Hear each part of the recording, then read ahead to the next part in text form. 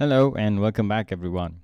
Today, we begin our discussion on the social and demographic external influences on business activity.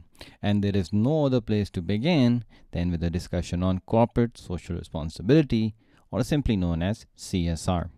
Now, this is something that you would have come across in your AS syllabus as well.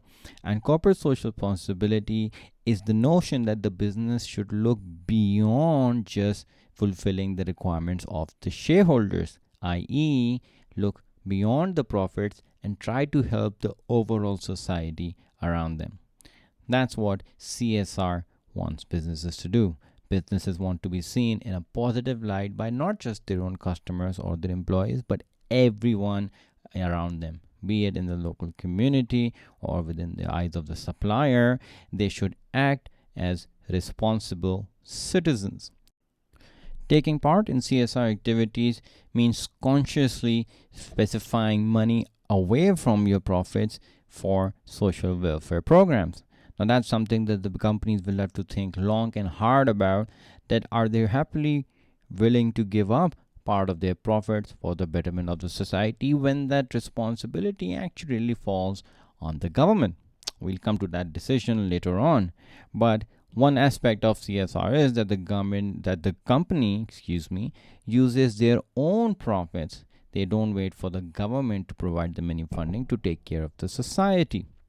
Now, how do they use these profits? By investing in programs of social welfare, like providing hospitals, providing schools, providing infrastructure, as well as providing environmentally sustainable production methods for everyone.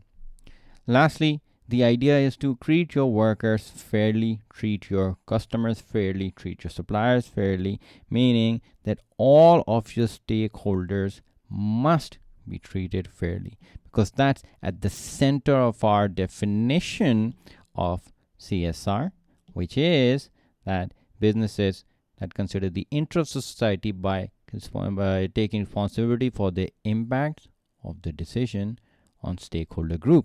Once again, you have to make sure that all your stakeholders view you in a positive light so that you increase the chance of doing business with them.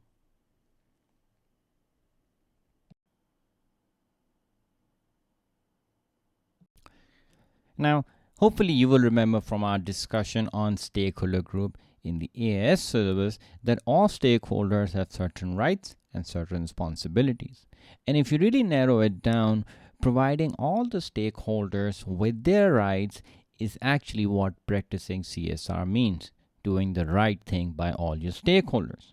So let's look at some of the stakeholders and how a business can treat them fairly so that they may consider them to be good, healthy citizens of the country. The business is acting as responsible citizens. Now, consumers, first of all, expect fair prices, right? They want high quality.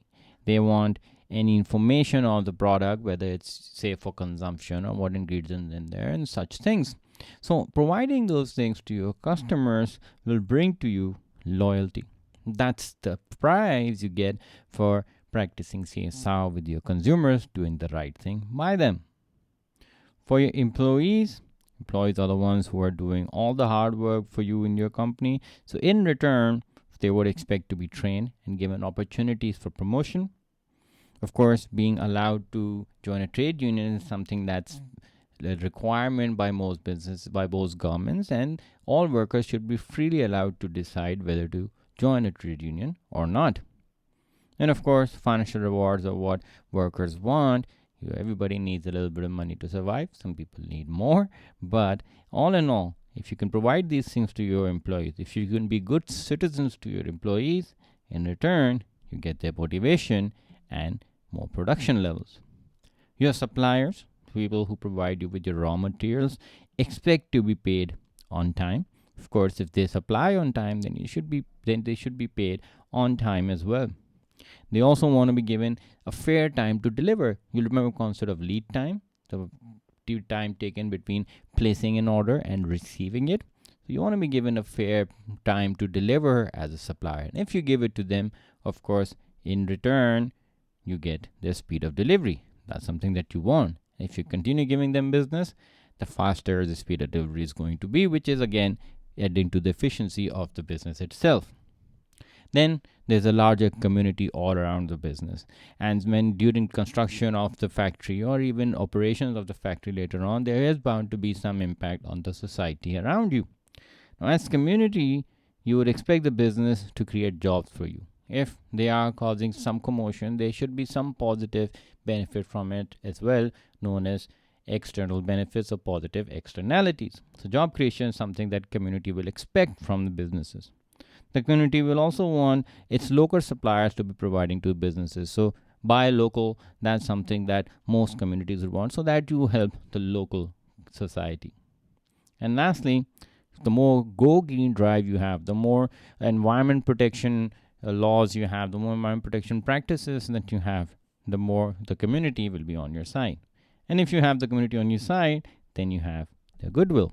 And if you have goodwill with them, then of course there won't be any problems. There won't be any pressure groups banging on your door asking you to close down your business. So you can clearly see here that doing the right thing by your stakeholder group will ensure that your business is seen as a positive light. And where there might be some member of the community who's not your customer right now, after seeing these benefits being provided, perhaps they will convert into being a consumer. And that means more sales revenue for the company.